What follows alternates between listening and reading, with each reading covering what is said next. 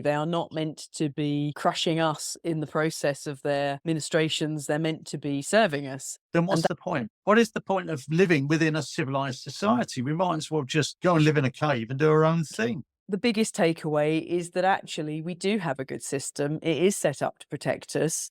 But because most of us don't understand the system, it's been inverted and used in a way that is damaging or basically perverted more than anything. That would just prove the government is beyond redemption and certainly not functional. Because most people believe that they've got to do as the government tells them rather than the fact it's the other way around, because that's what we've all been indoctrinated into. If the rule of law is not being upheld, we would have to have a glorious revolution.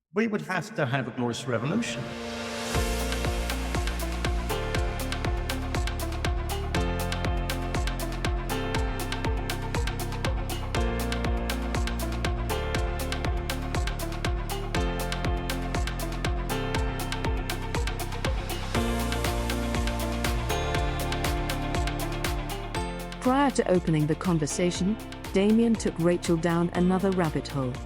While the following conversation isn't focused on the topic at hand, it does provide some context and background.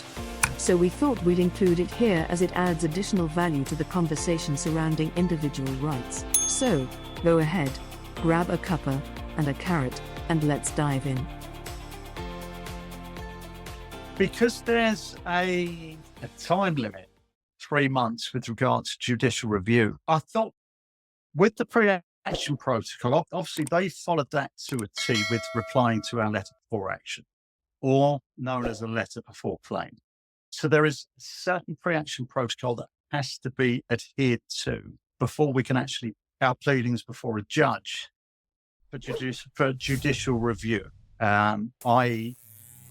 to overturn what we consider to be a poor or ultra-virus decision, an illegal and unlawful decision promulgated by this particular district county council. Now, the issue is this: you can go through the council complaints procedure, then escalate to the LGA, which is the Local Government Association Ombudsman.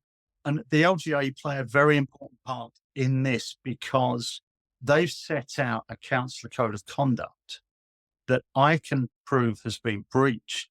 And the biggest issue we have is a time limit. Now, having a good chat this morning with this particular individual who was incredibly helpful. These people are very knowledgeable and really want to help. And so he was absolutely stunned at the amount of signatories to the petition put forward from 3 small market towns to this particular district and county council. He was stunned. He said, really? That's interesting. Because you assume they're going to take the side of the council the whole time. No, they are an entirely independent body, and they put out the codes and protocols. And you're dealing with individuals, so you get these people on site. We had a very long chat, and he's explained that obviously there's certain parts of what we're putting forward that their organisation can't take jurisdiction over, and that can only be attained through the judicial review. And I said, that's exactly as I thought. But obviously we have to follow a certain protocol. Now, I said, I don't want to go down the avenue of wasting more time and giving the council our complaint and having the council then monitor the council. I said, that is absolutely absurd. And he said, no, you're absolutely right. He said, no, you can escalate the complaint to us and we'll task you with an independent investigator. Really? What we will do is we will see, have they followed their protocols to a T? So we can't do anything about their decision. We can't overturn that. That's down to the judge. He said, but at the end of the day, you're following the correct protocol. And having submitted this to us, we can look at, have they contravened the procedures that they should be following under their code of conduct and their constitution? And I said, bang on, that's exactly right. And I said, I think I could prove perhaps they haven't. And that will then, that gives us more weighted evidence to put in front of the adult in the room, the judge. Yes? Yes, absolutely. It's all a matter of following procedure, because their legal brief will shut this down very quickly if just on a procedural deficiency. So we do everything by the book. And by doing so, it's called an alternative dispute resolution. We're giving them the opportunity. With this kind of thing, it comes down to persistence. They're testing our mettle. How far are they prepared to take this? And it's a similar thing that you and I will discuss, because obviously we're going to be doing a piece on rights and the fact that we don't realize they have rights, and you have rights and you can enforce them, as I have recently done, shutting down both my local county council and a school with regards to an unlawful, illegal school fine. People pay them, not knowing that A, your rights are being violated in the process, B, that the council and school are actually colluding and in a conspiracy against superior statute protecting your rights, i.e. constitutional law. And you're going to wonder why you were never taught this in the education system. Why were we not taught this, taught your rights? And you'll all come to the same conclusion, which is perhaps they don't want you to know you have rights and how to enforce them. Definitely. But with the LGA, if they do find in our favour and the council haven't followed the right procedure, then what happens? Do the council have to then say, okay, we'll scrap the car parking charges? Does that then give them another opportunity to go push it through again, but following all the procedures? How does it work?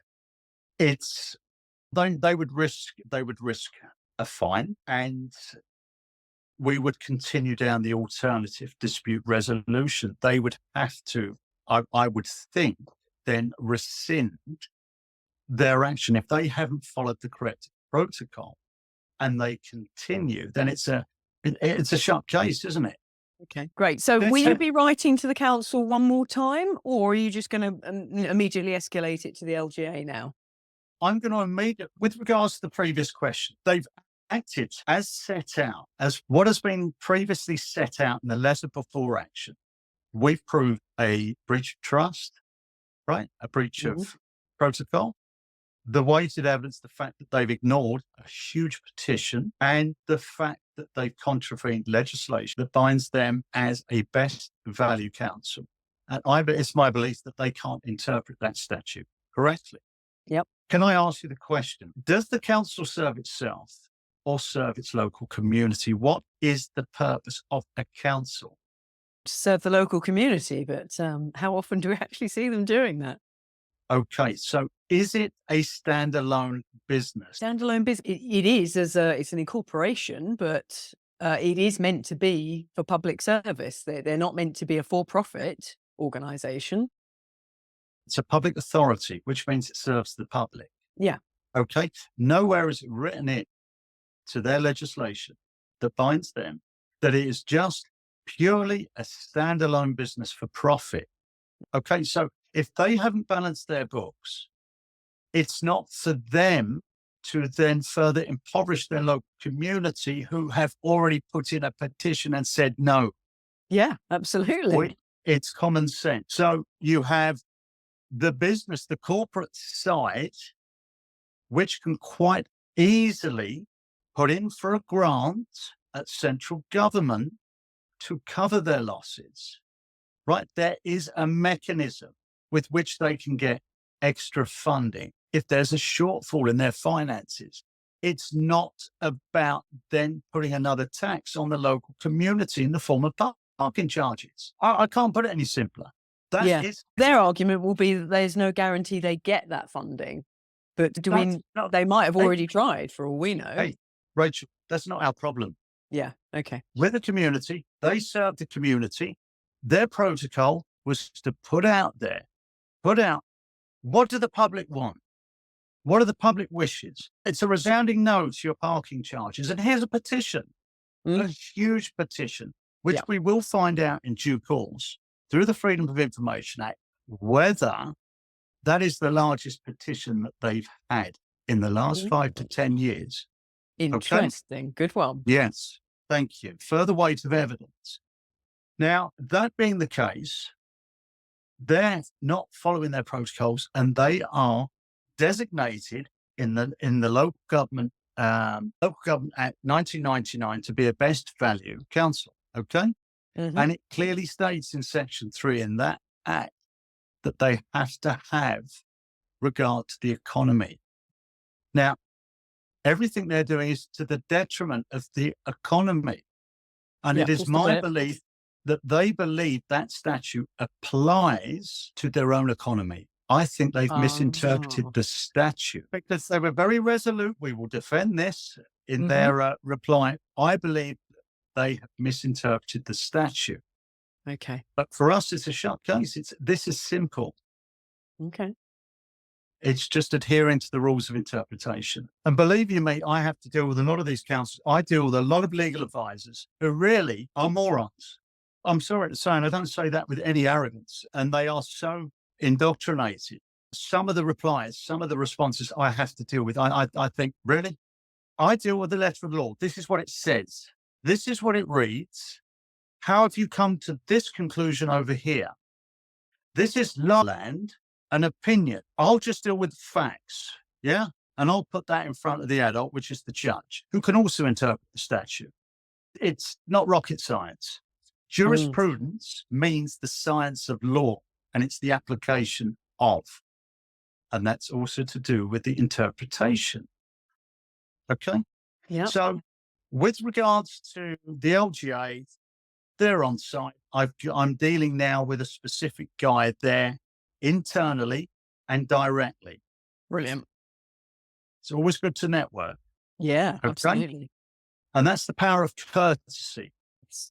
They've said, rightly so, they cannot overturn the decision, but they can point out and find them and hammer them really on any procedural deficiencies, which I can prove. The next stage is going to be writing a letter for the independent investigator with regards to what I believe are their deficiencies to add weight to our argument. Now, I think they'll just keep going to the last. I think, and it could go right to the very day where they've got to step into court. Yeah, I think so they too. fold. Then they Yeah. fold. Yeah. Because they take it right to the wire. Mm. So it's about testing your mettle and your persistence. The thing is, I'm very persistent. I've So are just we. months. Exactly. This is why we've formed a partnership here, because of our persistence and our moral code. And also they think if it's going to cost them a fortune in legal fees, if we just keep going and going, that will crush them, not realizing that so many of us are doing this free of charge because it's what we believe in. It's costing you nothing. Just my persistence and me enjoying being part of the bigger picture and having service to others, which is probably a unique concept to these people with these huge pensions, especially the statutory officers. In these corporate setups, the servants believe they're the masters, and that's not the case. And if they could interpret their own statutes correctly, they'd realize that's not the case. It's baked into their culture, isn't it, really? And they get advice from the officers who are, not all, but a lot have been, that certainly we've dealt with in Colchester. The level of arrogance is shocking, really. As I say, not all, some are absolutely brilliant, but a lot of the ones that are getting their advice from, they're getting poor advice at the beginning. But Right. And now for the feature presentation. The power of civil rights. How to protect and enforce your liberties. the beginning. But anyway, shall we move on to what the purpose of our call today, which was rights? Where would you like to start with that, Damian?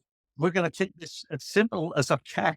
Okay. And it is simple. These rights are fundamental. They're granted to you by a higher power. I would say they're God-given. Natural rights spring up out of the nature of man. And in man is also the context of woman. Man, woman. Okay. So I'm going to ask you, Rachel, what do you believe are rights? I would say it's, again, fundamental God-given things that no one can take away from us, our rights and freedoms. You've got it, but what are they? Well, you should be, as long as you're not causing harm, loss or injury to another, in theory, you should be able to do what the hell you like. Kind of right. Okay, so could I also ask, were you taught rights at school? Never, no. Let me also tell you that they're not taught them in law school either. Really? And that's by design. Whoa. So you have people that came out of the education system and then took up reading law as a hobby and having to go back and read the constitutional statute to understand what rights are and then how to enforce them using the rules of civil procedure, which people are so frightened of. But civil means private. So how else are you going to enforce your civil rights? What are civil rights? They're private rights. You have private rights, do you not? Yes. Okay. Let's have a look. What are rights? I'm going to give you a few definitions here, Okay. but they all allude to the same thing. An entitlement to something, property, principles of freedom, concepts of justice, and due process. Now, we'll come back to that term, due process, because I've had to point out a deficiency of due process with regards to the school fine, which has now been shut down because I'm persistent and stubborn, and I used the letter of the law, and I pointed out a breach of Article 12, the Bill of Rights, a codified statute protecting your rights, my rights, along with other statutes, and I merely gave them a length of rope to hang themselves for 2 months and catalogued all the criminal acts from point A to point B, where I finally shut them down.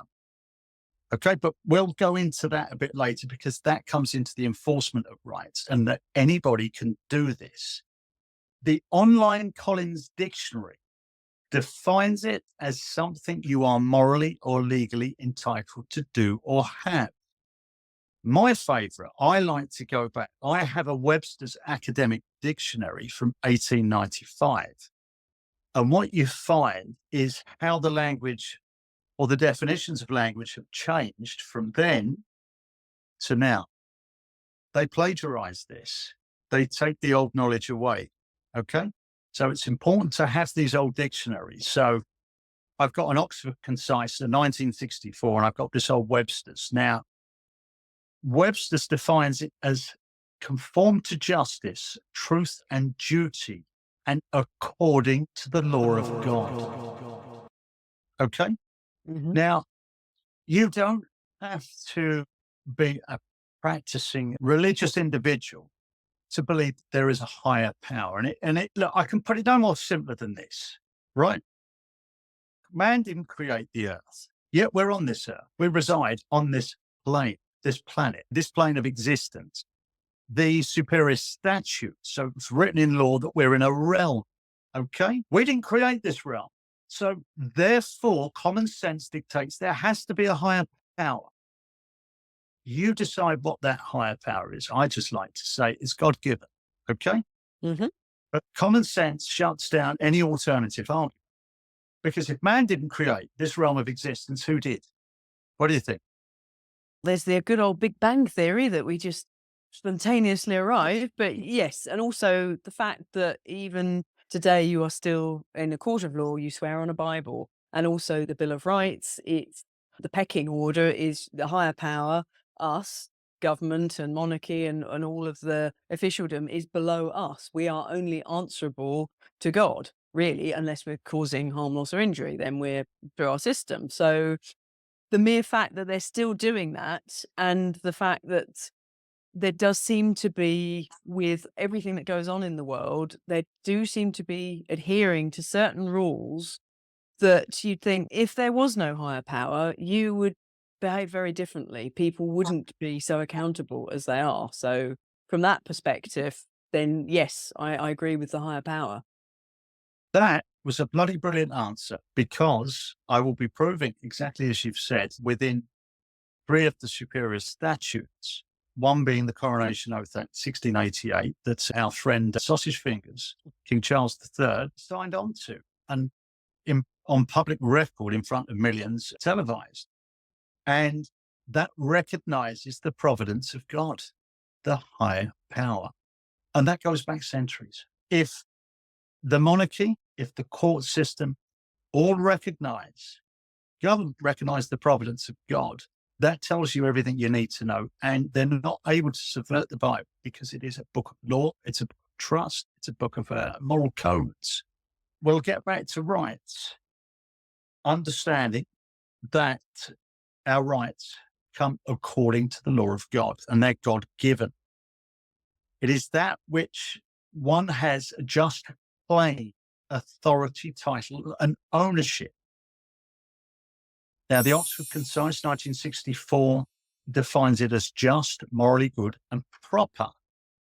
The Black's Law Dictionary, 6th edition, means justice, ethical correctness, or consonance with the rules of law and the principles of morals.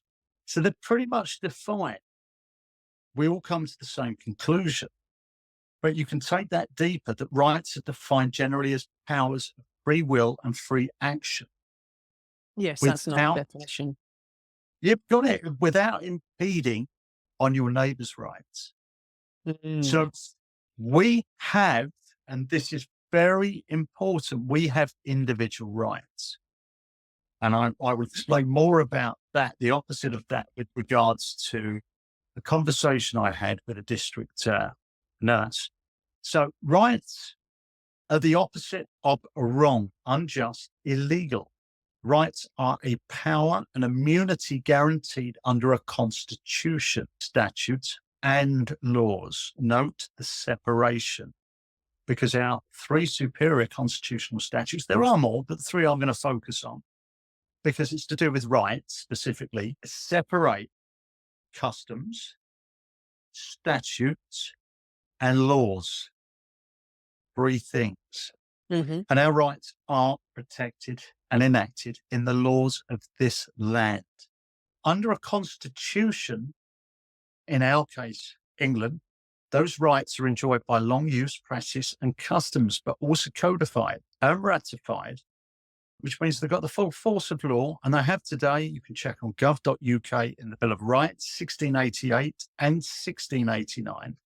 There is a slight difference, but they both have the force of law. The Act of Settlement 1700 and the Coronation Oath Act 1688. Now, I particularly like these three, and we'll get into that. The Bill of Rights, obviously, I used to shut down both the school and the county council. They're now at dead end, and they've just sent a letter saying that we've frozen the fine, which basically means we're trying to save face because we can't coerce you or extort the money from you.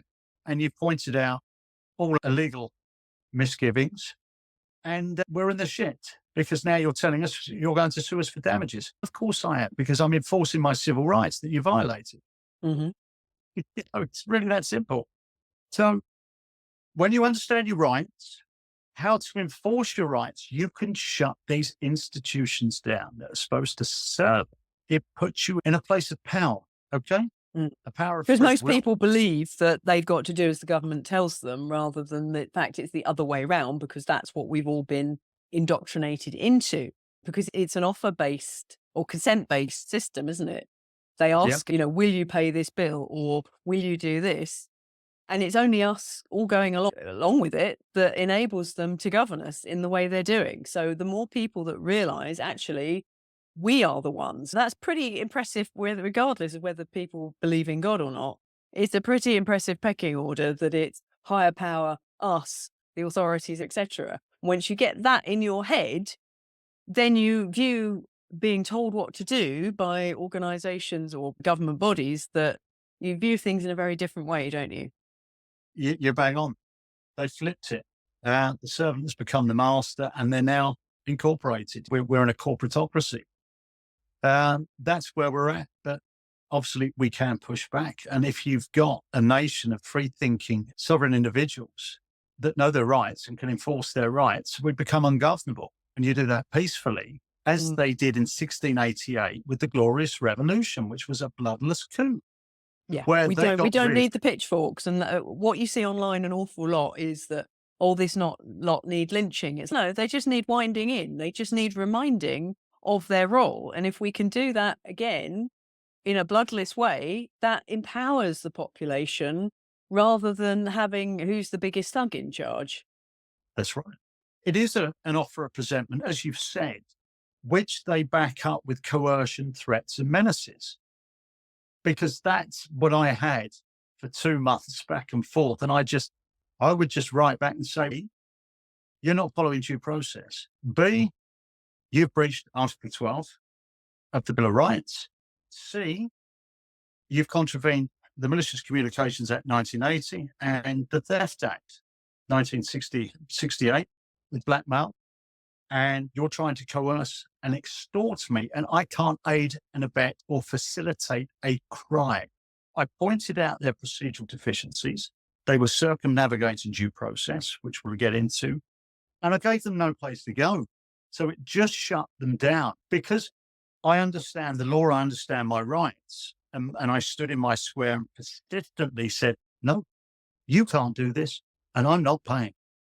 Their menaces, their threats, their coercion didn't work. And in the end of the 2 months, they sent a letter saying, okay, we're not going to escalate this anymore. We've frozen the fine, and basically there's nothing we can do with you. And I said, I'm coming back you now, and you owe me for damages. You've caused me harm. So I'm coming after you individually. You initiated this, Mr. Assistant Head, and I'm coming after you at the Inclusion and Attendance Service at the council, you personally, and you're both going to pay me damages. And that's enforcing your civil rights. Okay? Brilliant. So it can be done. And we need everybody doing this, because if everybody does this, it stops. Absolutely. Now, Absolutely. I'm going to try and change by going after them for damages. It's not about the money. I don't want the money. I don't need the money. What I will do when I get the money is appropriate that money back into the local community, the food bank, the homeless, etc.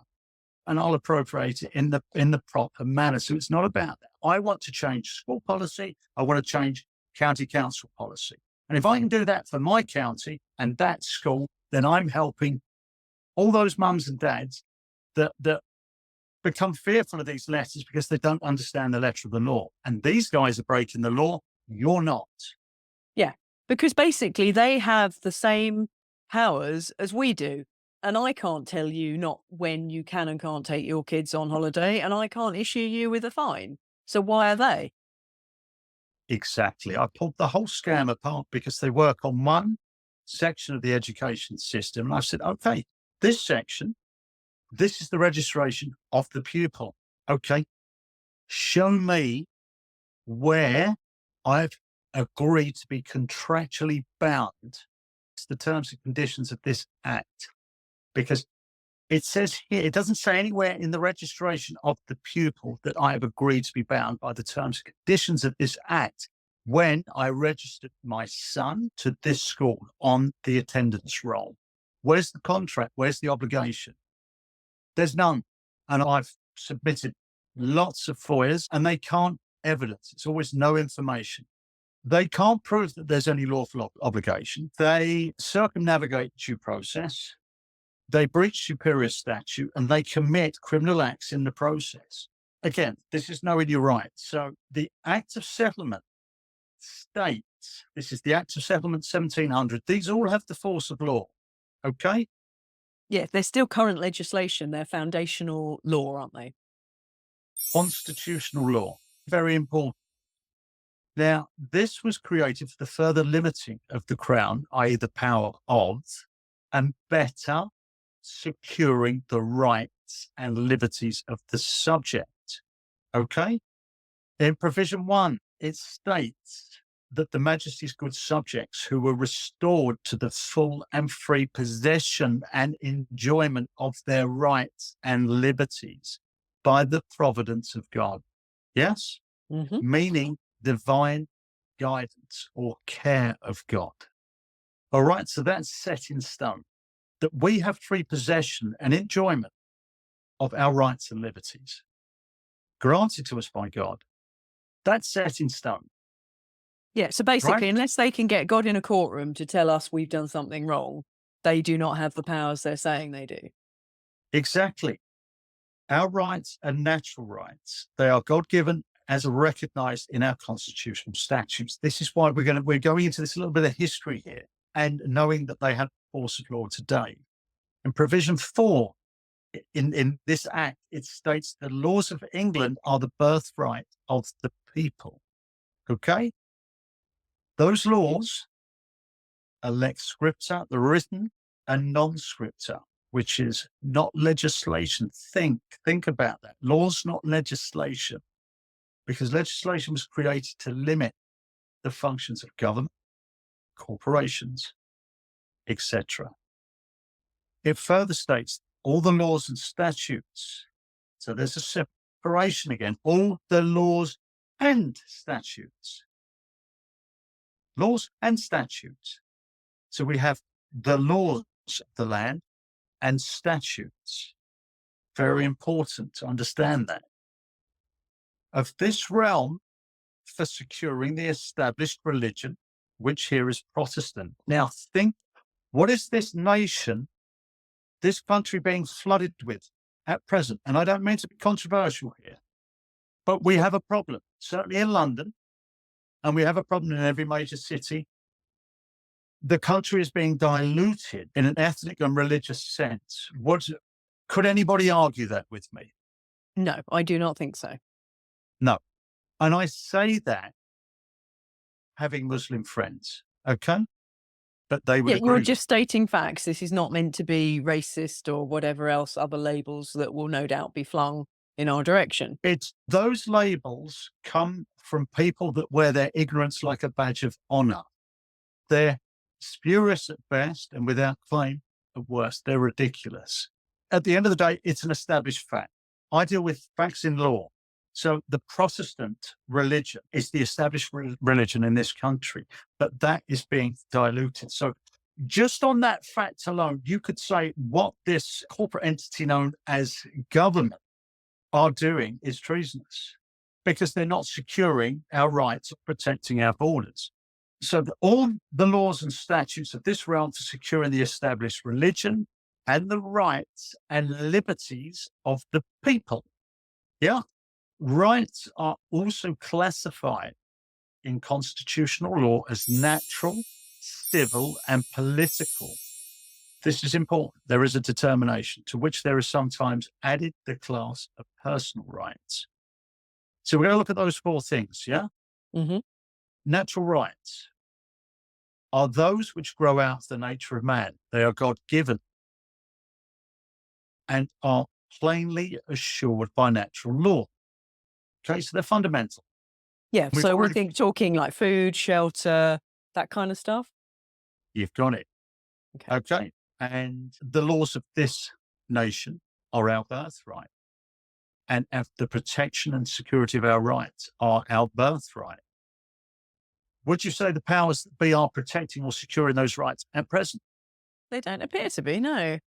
You've got it. So this is important. Look, I'm not trying to bore people here. At the end of the day, I want to make this as easy and simple as we can and listen to it over and over again. Obviously, there's a lot of research gone into this, but it's important you know what's what. And when you understand what your rights are and where they're secured and what the people went through in 1688 to then secure your rights now for all time, you understand, you realize just the tyranny that you're being subjected to at this point in time now. Your civil rights, which are private rights, belong to every citizen or inhabitant and are not connected with the administration of government. These include your right to property, marriage, equal protection of the laws, freedom of contract, trial by jury, and due process. My right to due process was violated again by the school and the county council when they administrated an illegal fine. It was an illegal fine because they're not a court of law. And it says in the Bill of Rights, Article 12, only a court of law can fine you. Mm-hmm. My understanding, a school and a council are not a court of law. No, they're not. There we go. So it's really that simple. So they circumnavigated due process and they breached the Bill of Rights, Article 12, in the process. That immediately, it meant everything they did after that fact. When they promised me a fine, I sent me a threatening formal warning. I said, oh, hold on. That sounds and looks like a promise of a fine. It says in Article 12 that you can't promise a fine or fine me without conviction in a court of law. So due process to rights capable of being enforced or redressed in a civil action. Yes? Mm. Those are your civil rights. And please, I implore to your viewers, please listen to this a few times if need be, and then do your own research. Your political rights consist in the power to participate directly or indirectly in the establishment or administration of government. That's what you and I are doing. We're enforcing our political rights, so we're not. You with the council watching me hitting them from a legal standpoint. We're participating directly in the administration of government. Is that correct? Yes. That's right. We need everybody to do this, such as the right of citizenship, the right to hold public office, and the right of petition. Ah. A lot of Well, people say that petitions are a complete waste of time, but from what you're saying, actually, there's a lot of power in those petitions if you can follow it up in the way you're doing, showing the value of them. if you put that petition in front of a judge at a judicial review, you'll see the power of it. They will immediately overturn that decision and hit the council with a huge fine, and heads will roll. The only Like- downside is that fine will be paid with public money. It should be the councillors' personal money. That would make them make their decisions a lot better. In the new world that we will forge, we will make these people personally accountable for their decision making, i.e., that just say they were caught with a £250,000 fine. Each of those councillors that went along with the decision and were given the chance over a 3-month period to rescind, overturn that decision, and actually listen to the will of the people and follow the petition, because we're enforcing here the political rights of the citizen, of the local inhabitants there, and the right of petition, which has been ignored. So again, they're not following procedure. They violated the local community's political rights. Yeah. Isn't it wonderful? It is. Now you've explained it, but most people haven't a clue on this. As you say, we're never taught it. Most people, A, don't have the clue, and they don't have a clue. But they'll watch this and they'll understand that simple, fundamental truth. But if these people would hold more credence to their decision making, if they then had to sell, just say, I don't know, there's 6 or 7 of them at fault here, they've got to sell their properties. They've got to sell their homes to come up with the 250 grand. They'd soon listen to the will of the people, and that's the way it's going to have to be. Yeah. Although you'd never get anyone to become a councillor under those circumstances. No one would want to. No, because I wouldn't look, if I was put in that position in the brave new world we'll go to, if your heart is pure and sincere, and if you're serving the will of the people, okay, but you're then given the privilege of a good living, a good pension. With that comes perks. You're not going to put a foot wrong, are you? If you are service to others, you're going to make the right decisions, and you're also going to seek advice from your local community. You're going to sit down, you're going to do workshops, you're going to bring them in and chat with them. Look, guys, and have adult conversations. Look, guys, I think this, and we can't do this because of this. So you sit it down and you get everybody helping with the decision making. That doesn't seem to be the case at the minute. At the moment, they're trying to keep you people out of these meetings, or intimidating you, or throwing slurs and names, name calling. It's utterly ridiculous. It's an inversion of what should be happening. Absolutely. So I don't think for people to accept personal liability for their decision making, if they come at it from the right place, it's not going to be an issue. It wouldn't be an issue for me, because I'm going to serve the community. I'm not going to have any self-interest. Yes, we just need to replicate you, Damian. Because you're the same, and there's an army of us nationwide that have a good moral compass, that aren't self-serving and aren't living within the ego. We come from a place of heart. I wonder if we should nominate local people to be councillors rather than have these political shenanigans that go on. And the person either says, yes, I'm willing to do it for a year, or no, I'm not. So the community has nominated that person because they know, like, and trust them to do the right thing. Have we not evolved spiritually and mentally that we can see clearly that the political system doesn't work, that these parties have to go, they should be outlawed? Yeah, That absolutely. everyone should be independent? Yet I've just done this morning. I recorded the aftermath of the voting, and like lemons, people just went and did exactly the same votes they did the year before, more or less, and It's hardly insanity. anybody bothered. So it's getting over the collective apathy. But as things get worse, and certainly if the food supply gets as bad as it looks like it could, I think that type of thing will wake people up more. But at the moment, most people just are not interested. But anyway, that's another problem for another discussion. For No, another you're right. The definition of insanity is doing the same thing over and over again and expecting different results. People have got to grow up and start taking personal responsibility for their local communities instead of just bloody moaning about it. Yeah, and also create better options so that there are other people to vote for, because I don't think we had any, or maybe one independent in Colchester, but there just isn't. Is who else do you vote for? Oh, same-o, and hope for the best. But anyway, sorry, carry on.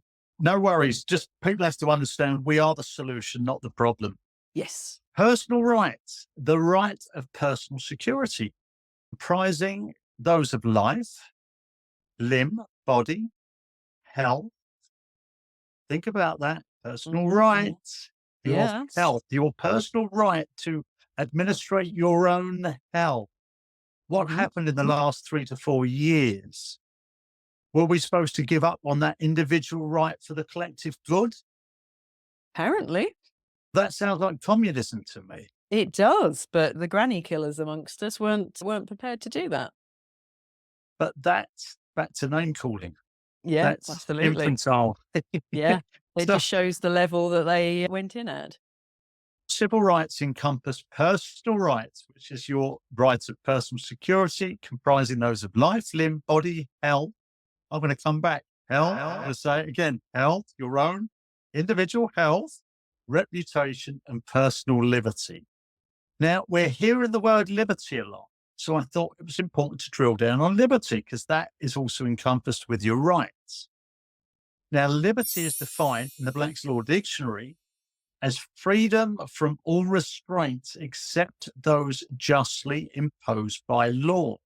So then we come back to due process, which was written in superior statute back in 1354.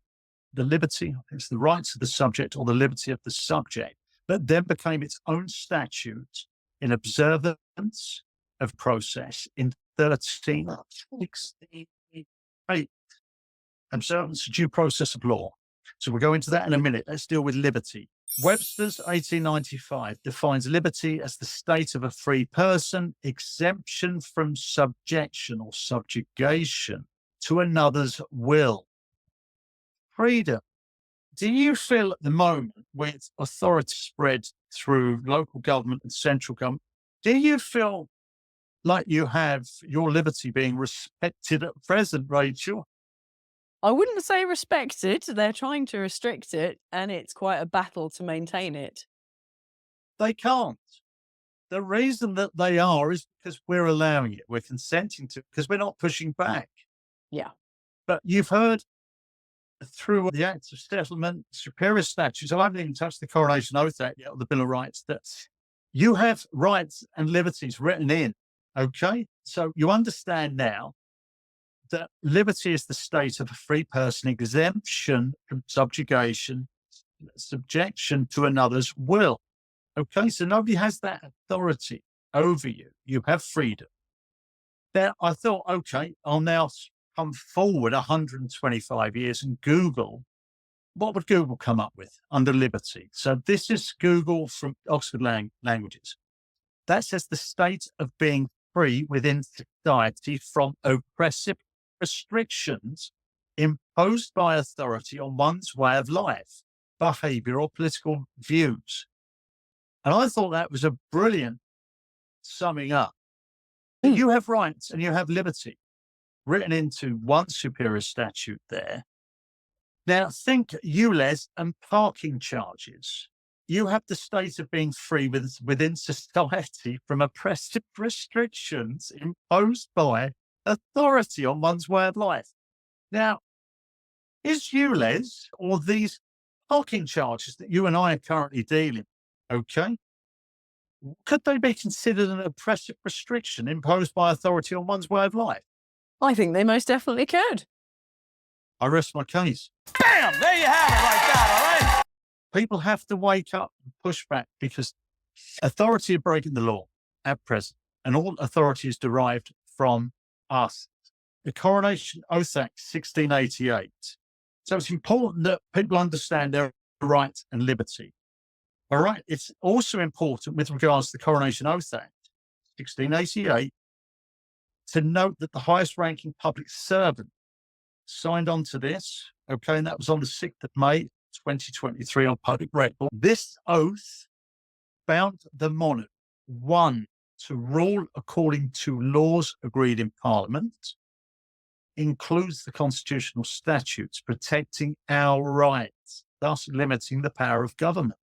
So he is our servant, and all acts Parliament have to be ratified, have to come into being by his assent. He has to protect our rights, and our rights are the birthright. Yeah, so his job is to make sure Parliament isn't overstepping the mark, isn't it? That he's our spokesperson. He's going to look out for us. You've got any act of Parliament that would contravene our rights, our liberties, then he cannot give the force of law. There is a separation. So that act of Parliament has to go through the official channels, okay, through both houses, be agreed upon, and then come to the monarch for royal assent. And it's then at that point when it gets royal assent that it's given the force of law.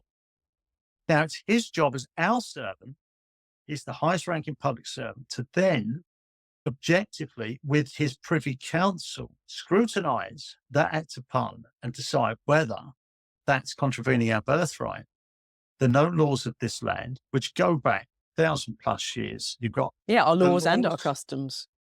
Yes, the laws before time memorial, which was, it was Richard I, and that was 1189. They're not written. They're the common law, the practices, okay? Practices and customs. And then after that, it's the time memorial where they became lex scripta, written, okay? But they're ancient laws going back to Saxon times that the Romans respected, okay? And are still respected and have the force of law today. So that's the point there. He's now made that up, and he's supposed to limit the power of government, right?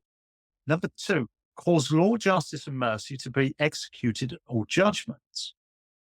3, maintain the Protestant reformed religion established by law.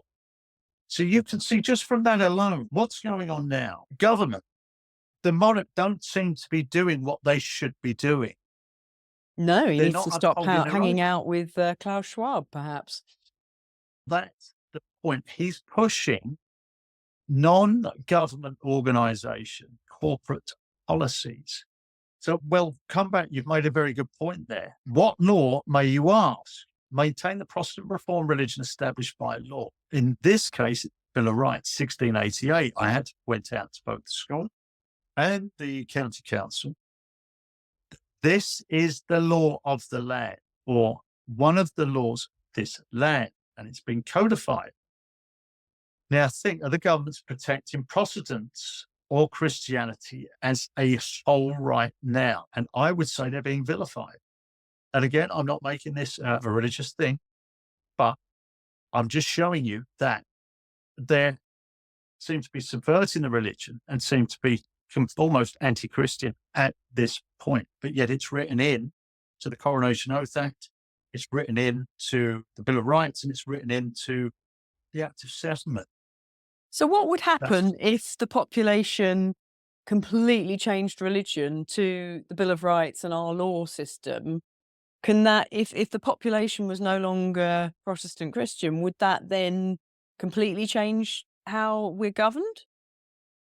Because this does seem to tie into Protestant. It would be breaking the constitutional statutes, our constitutional laws.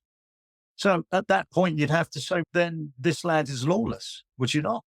So then they could legitimately do what they want. We would have to have a glorious revolution, a bloodless coup, because if the rule of law is not being upheld, then what's the point? What is the point of living within a civilized society? We might as well just go and live in a cave and do our own thing and attack anybody that comes near our cave.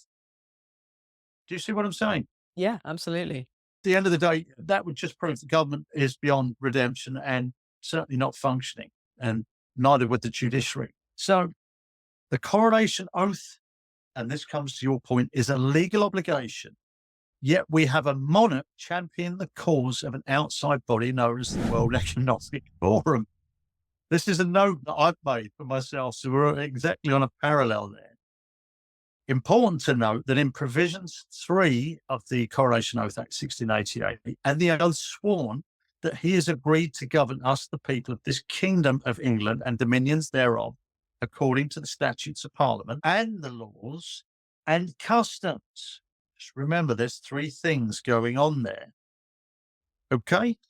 Provision 1 of the Coronation Oath Act states that the kings and queens take a solemn oath to maintain the statutes, laws, and customs of this realm and all the people and inhabitants thereof, which is us, in their spiritual and civil rights and properties. That's important. In their spiritual, so that's our belief systems. So we have personal autonomy of our belief systems. That cannot be contravened. So the police contravened that when there was that old woman stood, I don't know, 100 yards from an abortion clinic having a silent prayer, and the police came along and manhandled her off. Is you standing here part of the protest? No, I'm not protesting. Are you praying? I might be praying in my head out loud. So I'll ask you once more, will you voluntarily come with us now to the police station for me to ask you some questions about today and other days where there are allegations that you've broken public space protection? If I've got a choice, then no. Okay, well then you're under arrest on suspicion of failing to comply with the public spaces protection order. Hang on. That was just unbelievable. Don't even get me going on that. Oh, I don't have enough. But There's That's not enough detriment. expletives for that one. I think, yeah, of detriment to what I can say about it. But the point is, it says here in the Coronation Oath Act that our spiritual and civil rights and properties are protected. So your spiritual rights, you have the right to believe what you want and believe in what you want. Just don't force it on anyone else. Absolutely. The whole point is we are individuals. We have our own individual belief systems. Don't force those on anyone else. Don't affect anyone else's individual rights, their spiritual rights, their civil rights, which are private rights and properties. So I ask, are these rights being protected now? And I personally don't believe that. And the function of government is to protect your rights, your properties, and to maintain and run the infrastructure. That's it. That's what they are instituted to do. And they seem to be as far away from that as they can be. Yeah, they're meant to be cogs in the machine to make it run smoothly. They are not meant to be crushing us in the process of their ministrations. They're meant to be serving us. And that, I think, the more people that really get that and truly understand it, not just understand it in the head, but get it in the whole body that, no, what they are doing is wrong. And then that gives you a completely different mindset. And it also takes away that fear of the government and the police when you know that you're the one that they are meant to be serving. Yes, they're implementing their own ideas that nobody asked for. Climate change, this, that, and the other. It's nonsense. No, you're there to protect our rights, our properties, and to run this infrastructure that we paid for. That's it. Anything outside of that, bugger off. Yeah, and stop giving our money to every other country when we've got homeless people in this one. Exactly. It's a disgrace. We are rock bottom, really. The whole purpose of this is to get people to understand their rights and their ability that they can enforce those rights. Civil, relating to private rights and remedies sought by civil actions. A civil action, an action brought to enforce, redress, and protect private rights. And civil rights violations, which is what I had perpetrated against me by the school, the individual at the school, because the school is just a building and it's a two-dimensional entity on a piece of paper. I can't take the school to court. I take the man, the individual who caused me harm. So the assistant head of the school and the silly lady that thought the Bill of Rights had been repealed, but actually there's just been two textual amendments, two words changed, the old spelling, the old grammar, and absolutely no repeal, because it's been enacted as the law of this land. It can't be repealed. Yeah, it's a foundational document. You've got it. You've got it. It's a declaration. It's a legal declaration. It is a foundational document. It's the law of the land. So civil rights violations are brought to court using the rules of civil procedure, or known as CPR. That's what the courts are supposed to be for, all matters pertaining to criminal. So as you see, our rights have been written into the constitutional statutes that have not and cannot be repealed, that have the force of law today. Our rights are fundamental. What does fundamental mean? It's a foundation. All men and women has rights. So now we come to the Bill of Rights, 1688 and 1689. Now we can attach 1689 as a PDF to your channel, because in that it lays out the 13 articles. Okay? Rather than just reading them all out, I'll just concentrate on Article 9 and Article 12 for the meantime. But let's have a look at what it is. It's a declaration. So think of a declaration. Think of how many times you sign a declaration in any statutory document, whether it be getting a driving license, a passport, so on. So it's a legal obligation, okay, and a contractual obligation. So it is really a contract between the people, Parliament, and our representatives. They were before they were lobbied into oblivion, but that's another matter. Yeah, so for people that don't realise that the sole job of an MP is to take everybody's concerns and grievances to Parliament and get them to resolve them on a national level. They are our representatives. They are not there, again, to be telling us what to do. Get us redress. You're quite right. That's it. It states in this declaration, and this is really important, this is both in the Bill of Rights 1688 and 1689, but we'll include the 89 version because it lays out the articles in a numbers format from 1 to 13. And you can then enforce your rights using the article that suits your purpose. Now, it states here, what is in this declaration shall be declared, enacted, and established by authority of this present Parliament. Okay, and I've put a footnote here. We had a Parliament then which functioned by the people for the people, because this was shortly after the Glorious Revolution. And it took a revolution to make that happen, and not what we have today, which is a corporate entity. Politicians either compromised, and I've put disclaimer, allegedly, or lobbied and controlled by corporate interest, allegedly, or outside bodies such as the World Economic Forum, allegedly, shall be declared, enacted, and established by authority of this present Parliament, and shall stand, remain, and be the law of this realm forever. Now think about that. So the Bill of Rights has the force of law today, and it's the law of this realm forever. That's incredible. That's the power of this declaration, this document. It also states that it may be declared, enacted, is given the power of, or the force of law, that all and singular, this is important, that all collectively and singular, it's yours, that's mine, meaning our individual rights.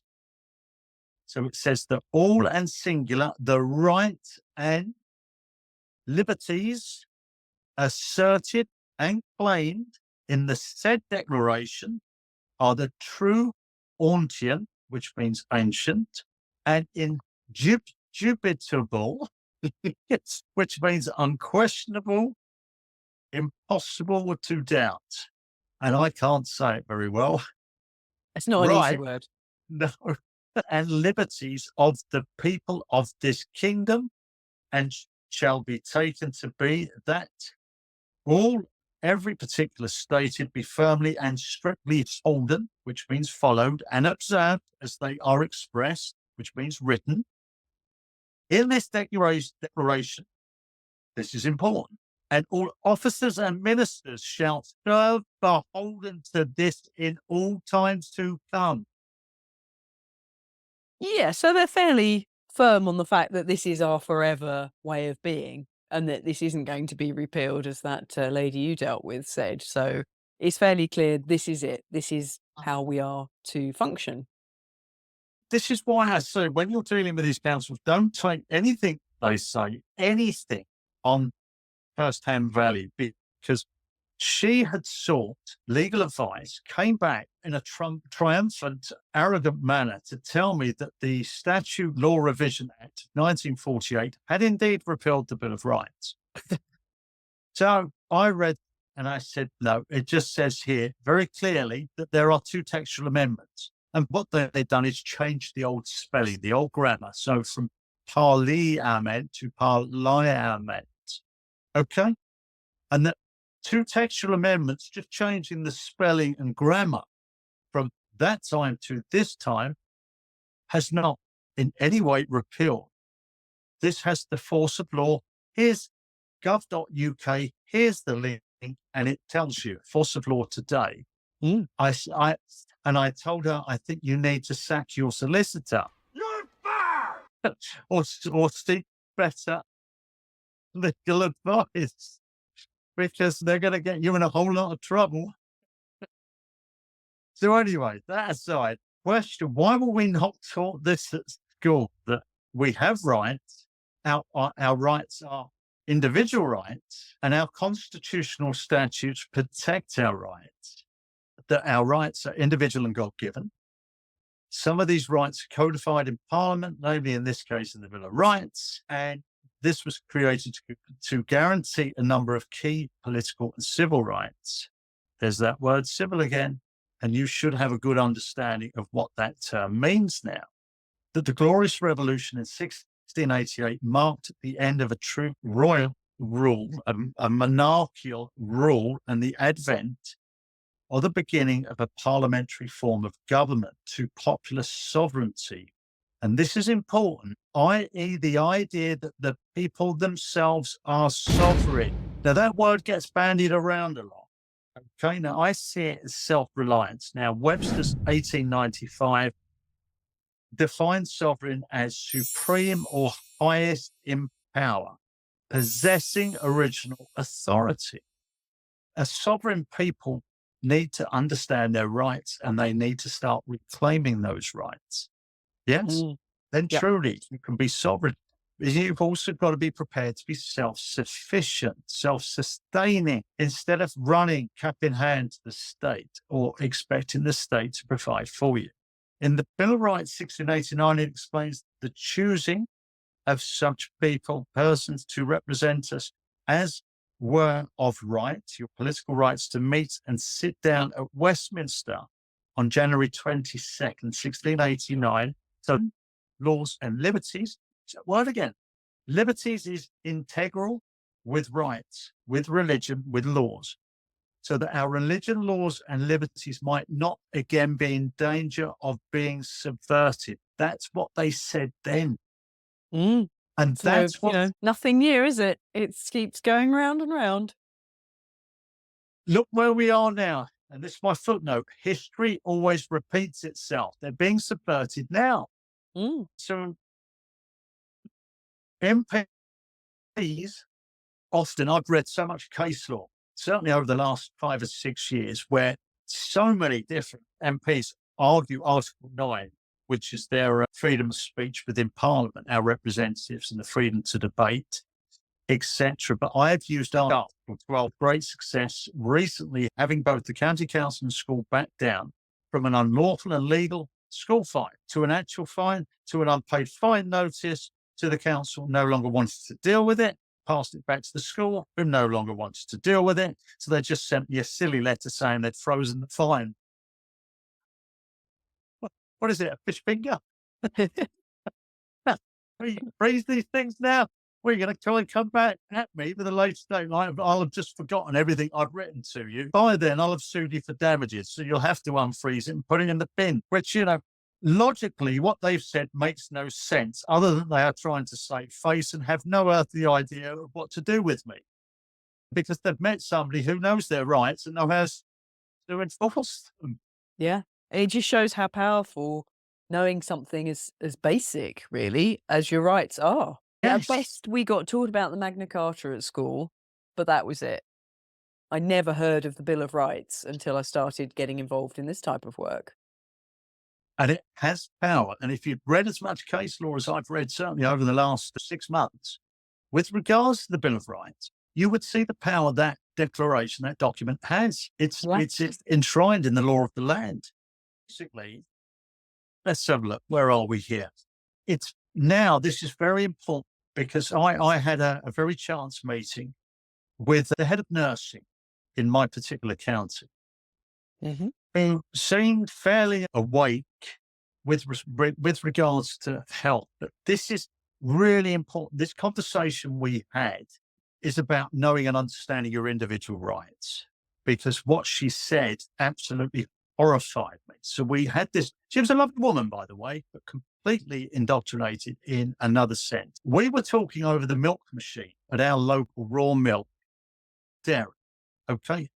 I support our local farms. I'm blessed to have 2 local raw milk dairies. So we get the milk straight from the cow and our cheese and our butter. It's all raw and raw honey, raw products. And that's why we don't get ill, because we have the food, nutrition straight from nature, the way it's intended to be. And we don't get sick. We don't get colds. We don't get ill because we deal with prevention. And most illness and disease is down to poor nutrition.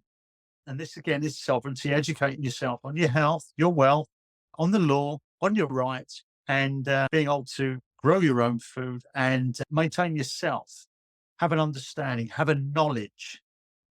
Now, she said, as we were talking, she was explaining that her husband makes a product which is a really good probiotic sort of soured milk, really good for the gut. And I do a similar thing where I make my own sauerkraut from the cabbages that I grow, which again is another natural probiotic, really good for the system, and your immune system is in your gut. So if you look after your gut health, you're not going to get ill. Okay. And we had this discussion and she admitted, she said, look, I'm the head of nursing in this. She hadn't declared that before. We were talking about everything. And I had mentioned my views on the last 4 years, which kind of took her back a bit because she works within an industry that kind of enforced that. But I didn't know at the time. But she said, no, I agree with you that in the NHS, we don't do prevention. We just deal with symptoms. And I said, well, the symptoms are symptomatic of your body being not at ease, at dis-ease, because people aren't looking after themselves. They're living in a toxic terrain, right? They're drinking fluoridated water, which is a neurotoxin. There's a whole host of other things. And I know this for a fact because I read the Acts of Parliament, the Water Fluoridation Act 1985, the Water Industry Act 1991. And I've drilled down on the sodium, fluorine, all the components put in, which make us sick. So that's your water, out the tap, bad for you, and then the processed food with all the E numbers, which are synthetic, which are carcinogenic and bad for you. So anyway, she then stated, I agree with you. We don't deal with prevention in the NHS. And I said, you're obviously quite awake because you're drinking raw milk, which has been vilified in a lot of channels. It's good for you. And you've told me your husband makes this probiotic. It's wonderful. But she then said to me, but you said you deal with law as a paralegal. She said, I do believe in the suspension of rights for the collective good. And I went, whoa. I said, stop there. I said, stop. I said, your rights are individual. And I said, we had a glorious revolution back in 1688 to put together some fundamental statutes protecting your individual rights and liberties. I said, don't ever say that. I said, what you have just said is communism. Yeah. It's Marxism, it's communism. I said, your individual rights are not to interfere with another's individual rights. So it's a case of you do you, I do me. I don't have to take this because the collective tells me. That's communism. And I said, nothing It's scary else will how change many communism. people will go along with that, though, that, oh, it's for the greater good. Very scary. That was her inbuilt Programming. belief system. But I managed to turn that round because at the end of the conversation, just outlining the facts in law, giving her the constitutional statutes to read, this is enshrined, and you can find this in gov.uk. These are your individual rights. So I said, anything outside of that, as long as your individual rights aren't affecting anybody else, you do you and they do them, and that's it. I said, Yeah, I had because this if there comes a time when it's something she doesn't want to be on the receiving end of, she's screwed because that precedence has been set then that, oh no, the collective gets to decide what you do with your body. You've got it. You've got yeah. it. So it's so important. I understand your individual rights to be able to see where they're written into law and codified in superior statutes. Okay. And if something's good for you, you don't need to hold a gun to someone's head. They'll do it because it's good for them. Exactly. You shouldn't. You're right. You shouldn't need to be coerced, menaced, threatened to take something instinctively isn't right for you. At the end of the day, it comes down to fundamental free will. In relation of law and rights, the concept of a right relates to freedom of will. It means freedom from physical momentum, oppression, or obstruction by other men.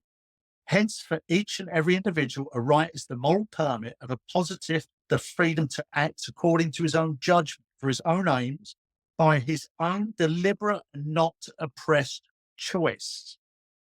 When it comes to his neighbours, his rights inflict no duty on them, apart from a negative sort, i.e. to stop them from infringing on his rights. I can't put it any better than that. The collective doesn't have a say. It comes down to individual. Anything And there's the outside madness of crowds. So who's to say that the collective is correct? It's got to be an individual decision. It's your body. It's your life. You've got it. The only other thing I'll add, due process of law, because we did mention that earlier, and that's very important. So I'll keep you for one more minute. Okay. What is due process? What is your understanding of due process?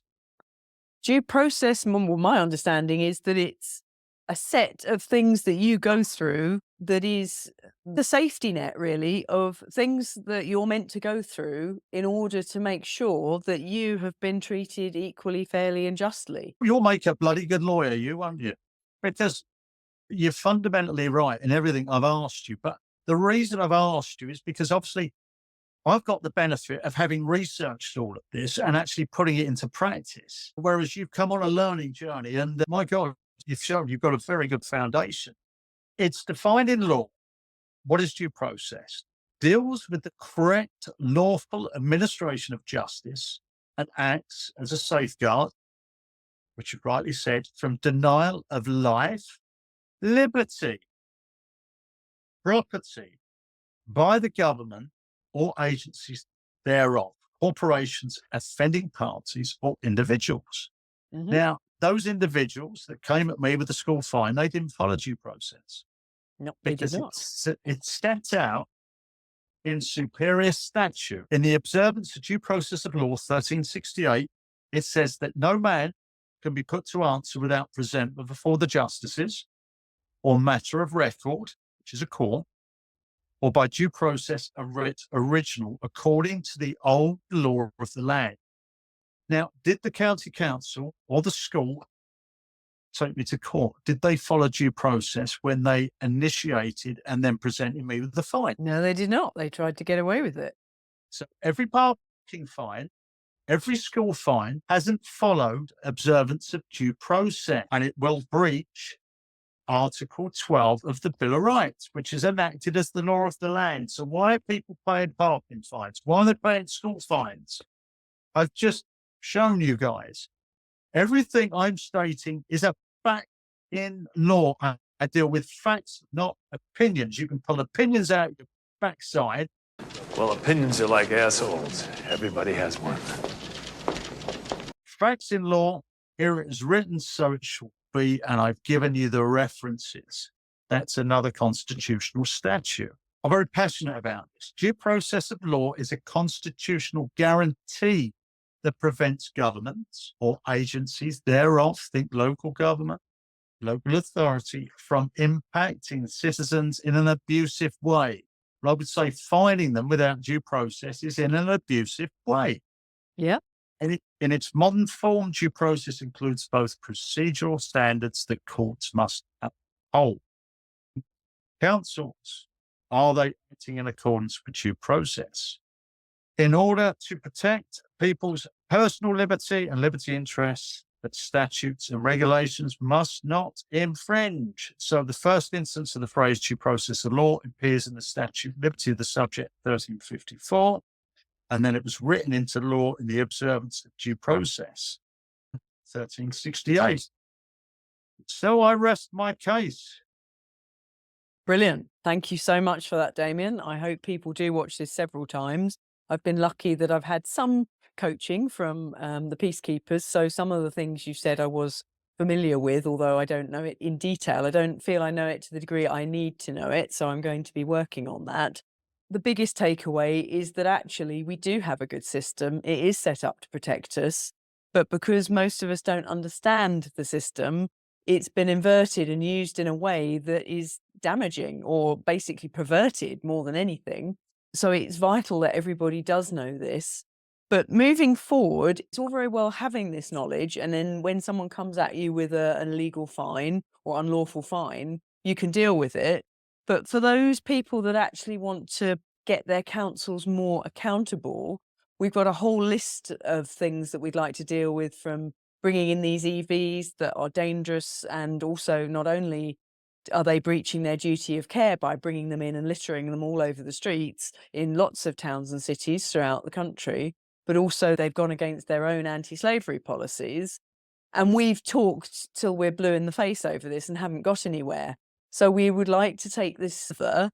So what I think I would like to do with you, Damian, if you're up for it, is to quiz you on your processes when you're dealing with a council or whoever you're dealing with, your thought process. I've got some of it through our conversation so far, but I would like to pick your brain a bit on, here's where I start, here's what I'm looking for, and here's what I'm trying to achieve. And then point me in the right direction so that I can start writing my own letters to the council. And then if you're willing to give me feedback on my sort of amateur attempts so that we can all learn from it. Would you be up for that at some point? Most definitely. What I would say for all is persistence. Okay, you've got to be really persistent. Most people go into this thinking they're going to shut down an issue within 5 minutes, and it's not the case. You've got to understand that I know what I'm doing, and it's took me 2 months to shut down a council and a school and bring an unlawful illegal fine to a closure. Okay, to the point now they've hit a rope and they've gone away, and they've admitted they can't force it, frozen it, and parked it, and that's it, because they don't know what else to deal with. And now I'm in the process of putting together litigation to sue both individuals for damages. But what I'm saying is it took 2 months from point A to point B to shut it down. It's persistence. 2 months is 2 months. Yeah. People are used to a quick fix, 5 minutes. No. You've got to be persistent, and you've got to be patient. And you've also got to understand, don't take anything they write back to you as correct. yes, as credence, because I have to deal with some of the most absurd replies. And mostly you're dealing with ignorance and you're dealing with opinion. Yeah, absolutely. So whatever you're willing to teach us in the next installment would be much appreciated. No worries. Lovely talking to you. And I hope that's been of some help to you. It has. It's been brilliant, Damian, as always. Ever grappled with the labyrinth that is the legal system? It's a maze of jargon, procedures, and power plays that can stump even the most intelligent among us. Enter How to Win in Court, a transformative course designed to level the playing field. Brought to you by the dynamic partnership of Sovereign Empowerment and Dr. Frederick Graves. This course is like a compass, guiding you through the intricate passages of the legal system. It provides powerful case-winning strategies and tools for controlling solicitors and persuading judges. This isn't just about understanding the law, it's about empowering you to use the law to your advantage. This comprehensive course eliminates guesswork and empowers you to navigate the legal landscape with confidence. Imagine having step-by-step instructions at your fingertips, demystifying the complex world of court cases.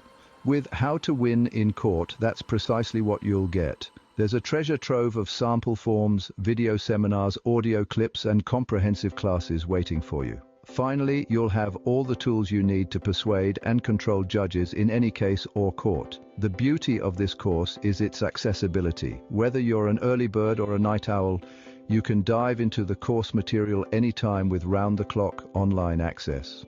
And no matter the device, be it your smartphone, tablet, or laptop, you'll have seamless access to the course.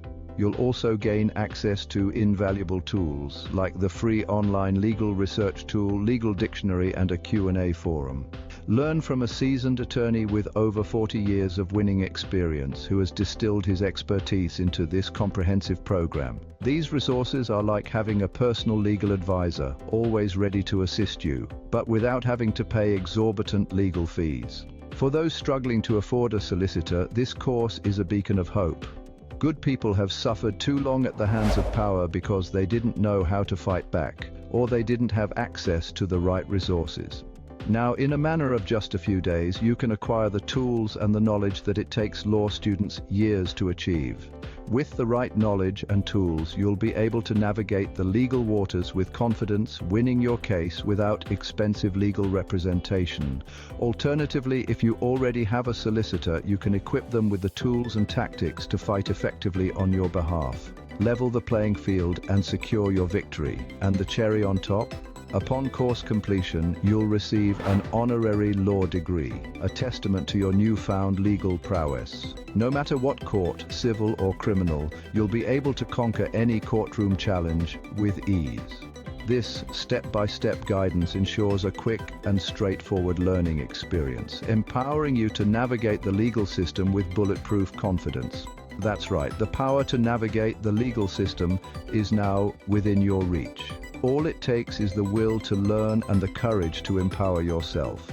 Everyone deserves access to the right legal knowledge. That's why we offer the Jurisdictionary Law course at an unbeatable price. For less than the cost of a 1-hour legal consultation, you'll gain unlimited access to this complete program for up to 2 full years. Take control of your legal battles without breaking the bank. So why wait? Enroll in the Jurisdictionary course today and take that first step towards legal empowerment. How to Win in Court has become the most trusted law course worldwide for almost 30 years. Don't miss out on this exclusive opportunity to gain the upper hand in the courtroom. Your journey to mastering the legal system starts here. When you have access to the right resources, you will become a force to be reckoned with in any courtroom. So click the link now to become empowered with all the information you'll ever need to know how to win in court. Learn how to use the court system that is there to protect you, your family, your property, and most of all, your rights.